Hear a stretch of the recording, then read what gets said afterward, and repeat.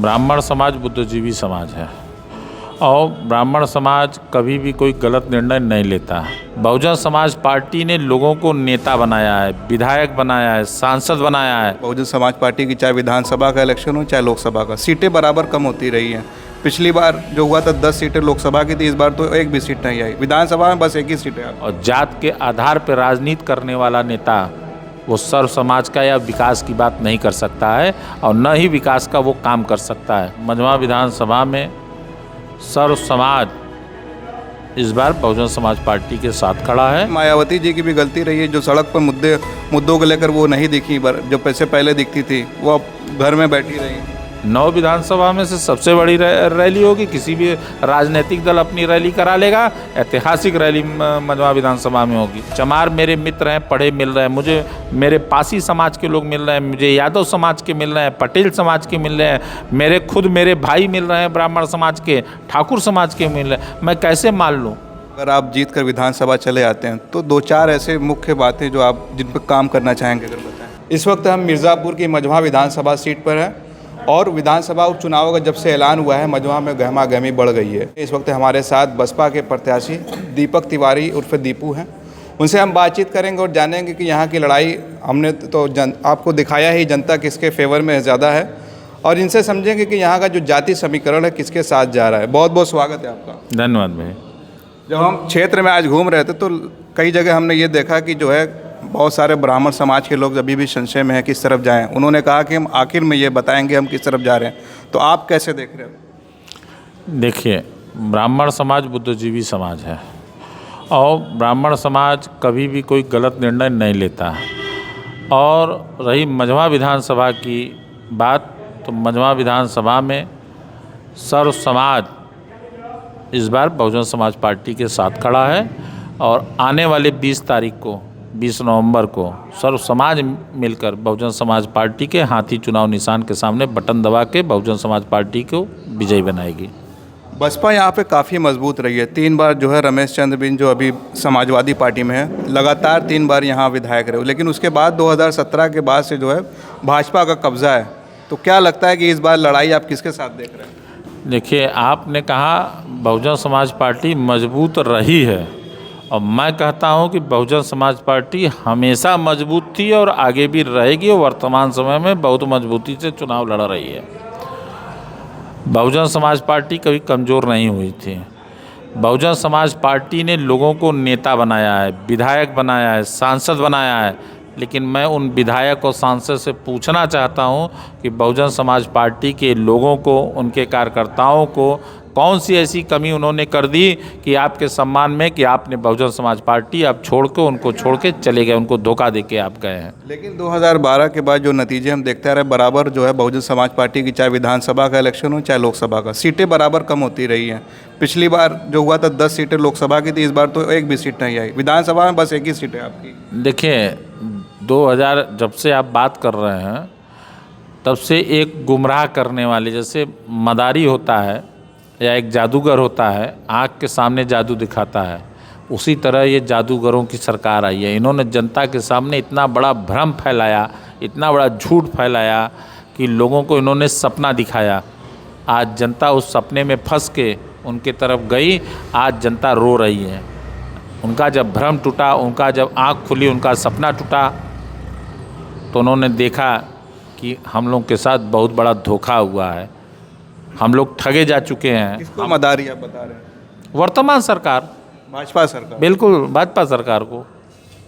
लेकिन कहीं ना कहीं मायावती जी की भी गलती रही है, जो सड़क पर मुद्दों को लेकर वो नहीं दिखी, जो पैसे पहले दिखती थी वो अब घर में बैठी रही। नहीं, बहन जी हमेशा सक्रिय हैं। बहन जी कभी गलत राजनीति नहीं की, बहन जी ने कभी गलत नहीं कहा और बहन जी ने जब भी बात की किसी एक समाज की नहीं, उन्होंने देश के सर्व समाज के हित की बात की। लोगों का देखने का तरीका अलग है, नज़रिया अलग है, लेकिन बहन जी मजबूती से कोई भी मुद्दा रहा है, बहन जी ने समय समय पर ट्वीट के माध्यम से लाइव आके ज़रूरत पड़ी है तो पर क्यों नहीं आती? देखिए, हर लोगों का राजनीति करने का अपना तर्क है। ऐसा नहीं है कि जो सड़क पे उतरेगा वही राजनीति करेगा।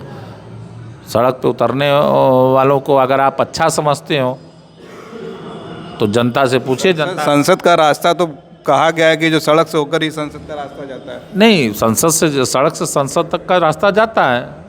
उनके कार्यकर्ता, उनके नेता उतरे हैं और उतरते हैं, और बहन जी को जब ज़रूरत पड़ती है तो बहन जी भी सड़क पर उतरती हैं और उतरेंगी ज़रूरत पड़ेगी तो। अब तो उनके भतीजे आकाश आनंद आ गए, तो क्या लगता है कि अब उनकी जगह जो खाली हो गई है वो निभा पा रहे हैं आकाश आनंद? क्यों नहीं निभाएंगे? जिसके ऊपर जिम्मेदारी पड़ती है वो उस जिम्मेदारी का निर्वहन करता है। आज आप लड़के हो, बेटे हो, कल जब आप बाप बनोगे तो आप बाप की जिम्मेदारी है उसका फ़र्ज अदा करोगे, और बेटा है वो बेटे का फ़र्ज अदा करेगा। मझवा में क्या आकाश आनंद प्रचार प्रसार के लिए आएंगे? बिल्कुल आएंगे, पूरी तैयारी है। पूरी तैयारी है। बड़ी रैली जनसभा होगी, ऐतिहासिक जनसभा होगी, रिकॉर्ड टूटेगा मझवा विधानसभा का। 9 विधानसभा में से सबसे बड़ी रैली होगी। किसी भी राजनीतिक दल अपनी रैली करा लेगा, ऐतिहासिक रैली मझवा विधानसभा में होगी। अच्छा, मझवा में जो है पंडित लोकपति त्रिपाठी जो कांग्रेस के विधायक रहे हैं 2 बार, उनके बाद से कोई ब्राह्मण समाज से विधायक नहीं आया। जब हम आज क्षेत्र में घूम रहे थे, लोगों ने कहा कि जो ब्राह्मण समाज ने सबको बनाया है, इस बार आपको साथ मिल रहा है ब्राह्मण समाज का? देखिए, पंडित जी के बाद से ब्राह्मण नहीं आया, ये बात तो सत्य है, लेकिन आज न आने के कारण ही आज मझवा विधानसभा जात के आधार पर, जो भी यहाँ जनप्रतिनिधि आए वो जात के आधार पर राजनीति किए, और जात के आधार पर राजनीति करने वाला नेता वो सर्व समाज का या विकास की बात नहीं कर सकता है, और न ही विकास का वो काम कर सकता है। क्यों? क्योंकि वो अपने जात के हिसाब से वो चलेगा।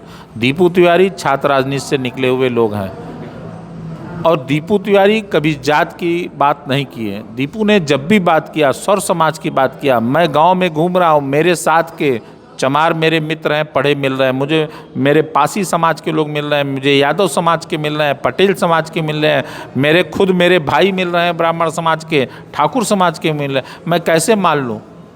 आज मेरे साथ सर्व समाज है, मैं गांव में घूमता हूँ, सर्व समाज के लोग मेरे साथ घूमते हैं। अच्छा, एक आखिरी सवाल मैं आपसे लूँगा। आज क्षेत्र में कई जगह हम लोग गए, तो एक जगह एक आदमी ने अगर बताया कि जो यहाँ पे सबसे असली मुद्दा है, जिस पर लोग बात नहीं करते, प्रत्याशी भी बात नहीं करते, वो खेतियों में पानी जो नहर के ज़रिए बहता है उसका बहुत बड़ा मसला है।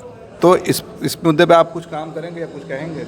इसकी चर्चा मैंने पहाड़ी ब्लॉक में मैंने उठाया था। कुछ मीडिया चैनल वाले लखनऊ से आए थे, मैंने उठाया था कि आज नहर सूख गई है, नहर में पानी नहीं है, लेकिन सरकार क्या करती है कि बरसात आने से पहले या जब भी मौसम होता है सिंचाई का, उससे पहले वो जेसीबी लेके के करोड़ों रुपए नहर सफाई के नाम पर सरकार द्वारा हड़प लिया जाता है, बंदर बाट कर लिया जाता है। लेकिन नहर की सफाई तो हो जाती है, लेकिन नहर में पानी नहीं आता। जो ट्यूबवेल पंडित जी के समय में लगे हुए हैं, कितने ट्यूबवेल की पाइप सड़ गए, सरकार पाइप नहीं बदल पा रही है। अगर ट्यूबवेल भी सही हो जाए तो आधे से ज़्यादा खेती उस ट्यूबवेल से किसान भाई लोग कर लें। इसी पर एक आखिरी सवाल मैं और लूँगा। अगर आप जीत कर विधानसभा चले आते हैं तो 2-4 ऐसे मुख्य बातें जो आप जिन पर काम करना चाहेंगे अगर बताएं। देखिए, दीपू तिवारी, विकास जो शब्द होता है, उस विकास शब्द के अंदर सारी चीज़ें जनता की समाहित होती हैं, जो जनता को सरकार के द्वारा दी जाती है। और दीपू तिवारी एक शब्द जो 3 अक्षर का विकास शब्द है, दीपू तिवारी वो विकास मझवा विधानसभा में करेगा, और उस शब्द के अंदर जो भी जनता की जो मूलभूत सुविधाएं होती हैं, दीपू तिवारी उससे कभी भी वंचित होने नहीं देगा मझवा विधानसभा के लोगों को। बहुत बहुत धन्यवाद हमसे बातचीत करने के लिए। ये थे बसपा के प्रत्याशी दीपक तिवारी उर्फ दीपू। आप इनकी बातों से कितना सहमत हैं, कमेंट ज़रूर करें। आप देख रहे थे खोज खबरिया। मझवा से मैं उबैद, बहुत बहुत शुक्रिया।